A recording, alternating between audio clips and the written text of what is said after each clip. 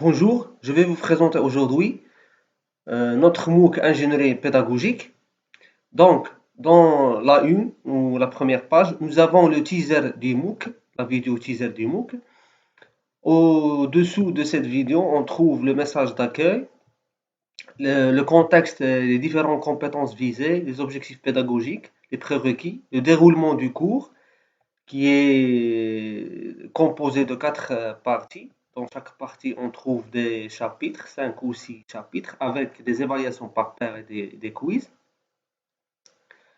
Concernant la dernière partie là, on trouve les critères d'évaluation du MOOC et la pondération des notes selon les activités, les quiz, le devoir, les évaluations par pair, les activités dans le forum.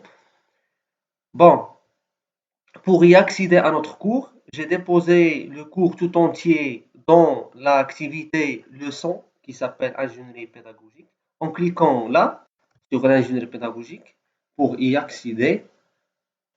Donc, dans la première page, on trouve la partie 1 ou le premier chapitre de la partie 1 qui s'appelle Définissez l'ingénierie pédagogique et le design pédagogique. Nous avons une petite vidéo explicative, une vidéo animée explicative que nous avons créée à l'aide du logiciel Explainium.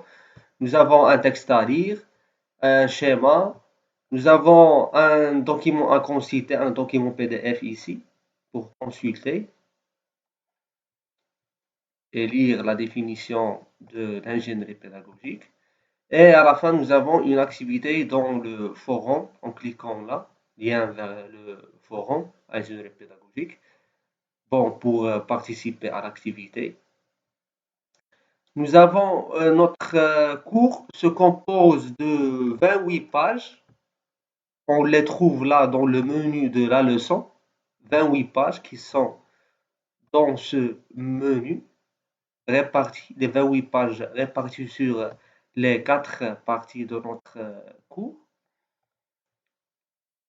Dans chaque partie, on trouve un quiz et des évaluations par pair ou un devoir, comme pour la première partie. Quoi d'autre? Bon, pour, pour l'élève ou l'étudiant, la, la leçon ingénierie pédagogique ou l'activité leçon donne trois choses. La première des choses, c'est la barre de navigation. Par exemple, là, je suis en 43% de navigation dans ma leçon. Il donne les boutons de navigation précédent, suivant, suivant vers la page suivante, précédent vers la page précédente.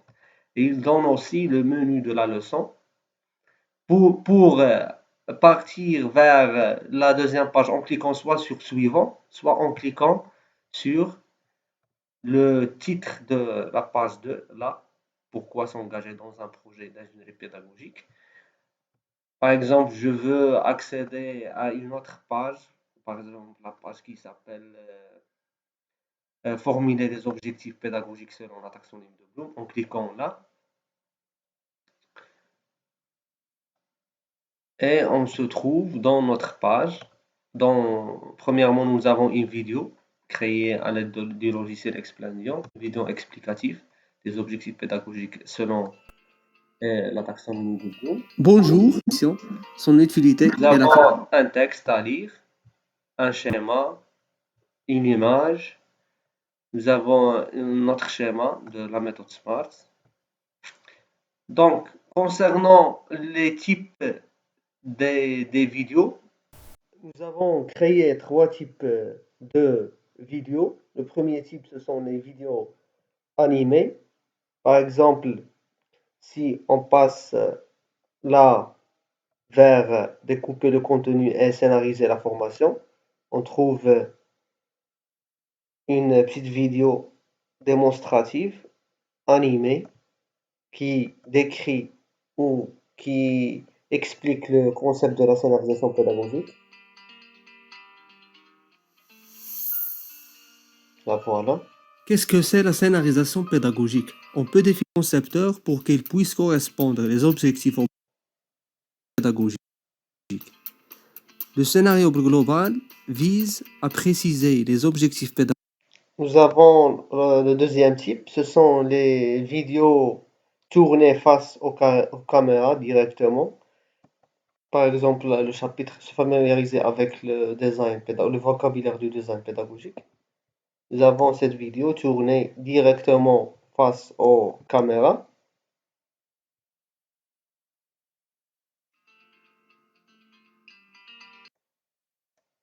Éléments de contenu qui seront abordés dans la formation, à mettre au point la stratégie pédagogique et définir le format médiatique que prend. Nous avons le troisième type de vidéo. Ce sont des vidéos tournées face aux caméras avec des schémas en demi d'écran. Par exemple, si on passe là, préparer l'évaluation de la formation.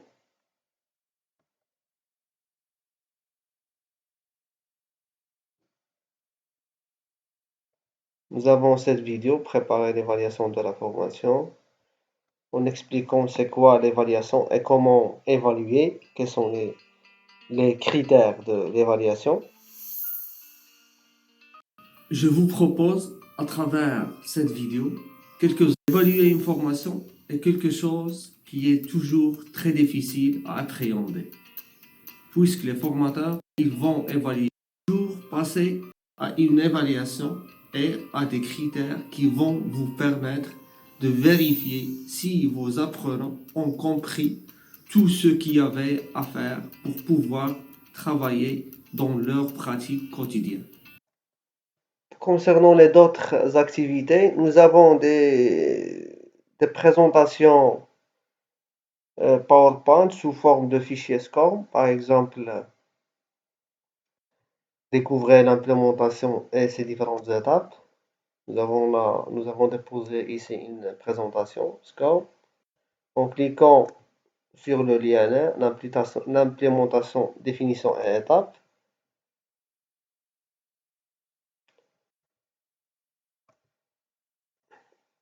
Bonjour, on va découvrir aujourd'hui la phase d'implémentation dans le modèle AD. On dit, comme nous avons dit, le travail n'est pas encore terminé. Il reste encore à réaliser lors de cette étape d'implémentation. Premièrement, nous avons aussi des liens externes. Nous avons déposé des liens externes vers d'autres ressources d'information. Par exemple, si on trouve là, par exemple, la capsule vidéo, découvrir le potentiel pédagogique de la capsule vidéo en développement.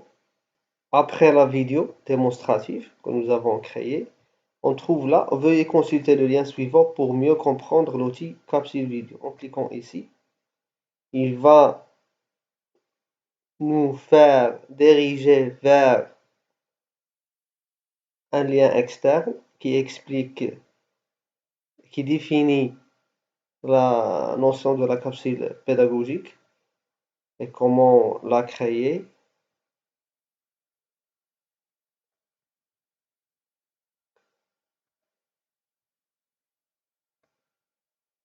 Concernant les quiz, pour accéder au quiz, par exemple, le quiz 1, en cliquant sur quiz 1 là,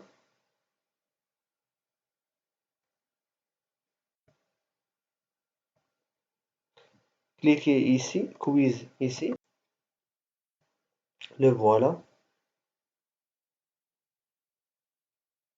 et on peut terminer le test à la fin.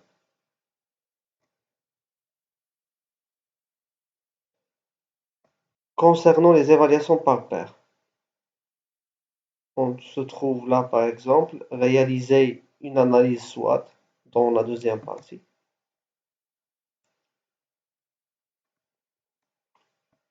En cliquant là,